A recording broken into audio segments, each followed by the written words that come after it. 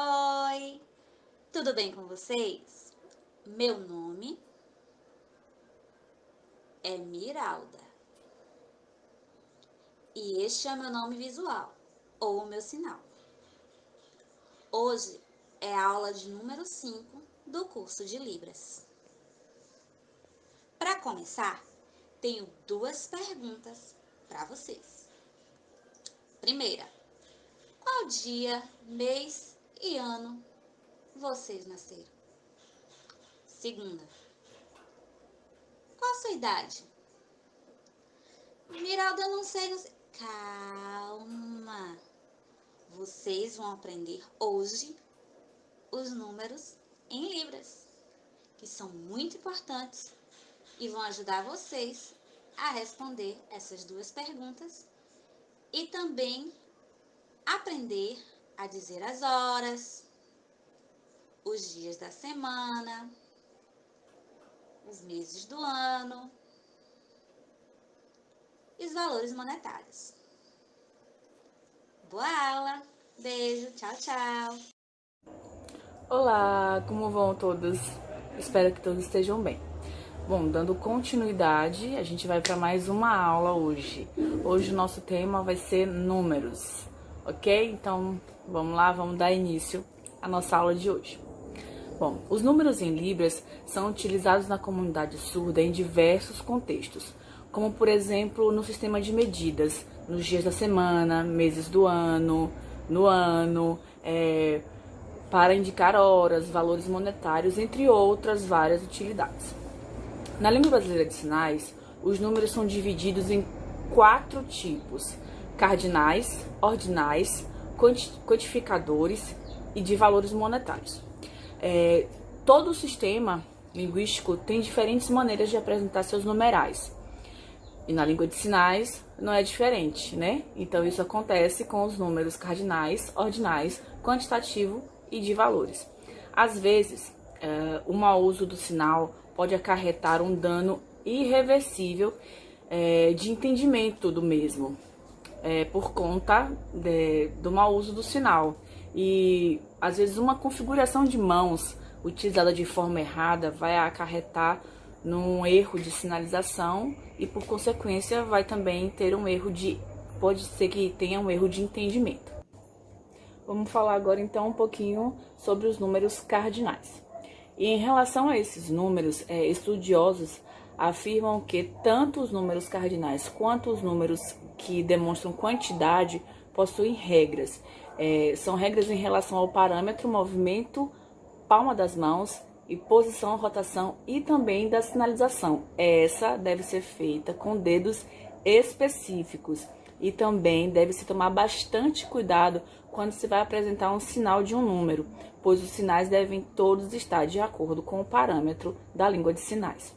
As regras são as seguintes. Para os números cardinais, nas dezenas, a mão fica sem movimento nenhum, fica totalmente parada. E dos números de 1 até 4, a palma da mão tem que estar virada para o sinalizador, né? No caso, eu estou fazendo aqui, então do 1 até o número 4, a palma da mão fica virada para o sinalizador. Os números 2 e 7, eles divergem só na posição do dedo polegar. No uso do 0, a gente tem que rotacionar. O que é isso? Por exemplo, 10, que é o 1 e o 0. Você vai fazer esse movimento de rotação. Dependendo do contexto, a gente pode também utilizar o 0 à esquerda. 0, 1. 0, 1. Sabe? Sempre tendo a rotação. Bom, agora eu vou demonstrar os números, né? No final da aula, a gente vai ter intérprete fazendo os números para vocês pegarem bem, poderem estudar e repetir, ver várias vezes até aprenderem. Então, vamos lá. 1, 2,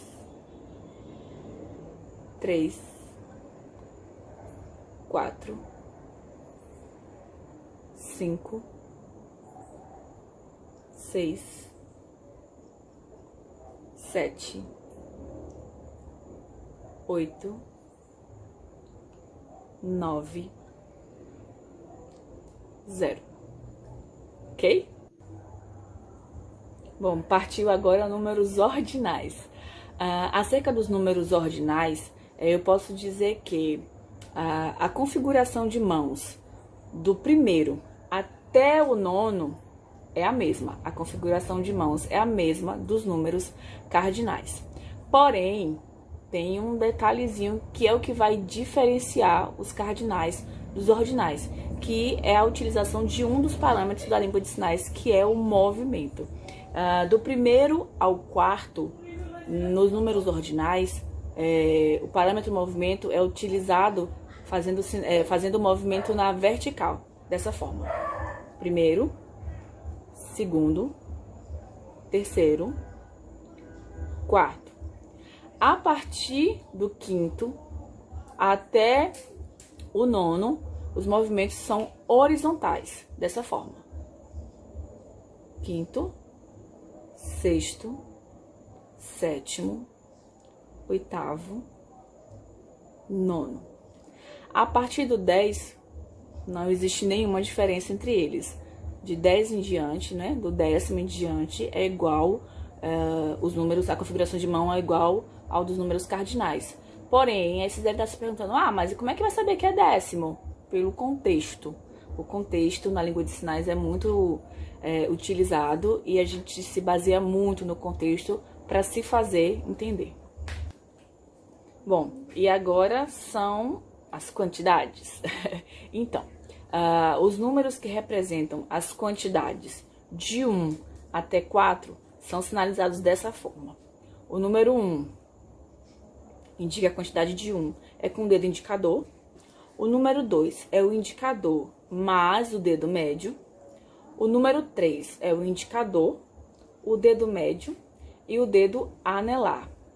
O número 4 é o indicador, o médio, o anelar e o dedo mínimo, voltados para cima normalmente. Em relação à quantidade de 5 a 10, serão sinalizados os números todos com a mesma configuração de mãos dos sinais cardinais. E tem um detalhe, existe a regionalização, que é a variação, né, do sinal. Então, assim, às vezes, dependendo de onde seja o surdo ou o intérprete, vocês vão poder ver os sinais de 1 a 4 feitos para o lado. Não tá errado, é questão de regionalização, né? Mas a gente usa as duas coisas. Vamos então para o nosso último tópico, que são os valores monetários. A respeito do número, né, da sinalização do valor monetário, a gente usa o sinal que corresponde a esse valor acrescido do sinal da vírgula ou do ponto, né, do sinal de ponto, a depender do valor que está sendo sinalizado. Também há o uso, em alguns casos, de uma leve expressão facial. Na língua brasileira de sinais, para representarmos os numerais de valor do número 1 até o número 9, nós utilizamos o sinal do número correspondente e acrescentamos, né, a seguir, a gente incorpora no sinal do número a vírgula, com pequenos movimentos rotativos. Também pode ser utilizado na sinalização de números, a gente pode estar usando a letra R nessa configuração de mãos, que é o valor monetário do Brasil, que é o real. Aí a gente usa esse sinal nos valores, que vão de 1.000 até 9.000.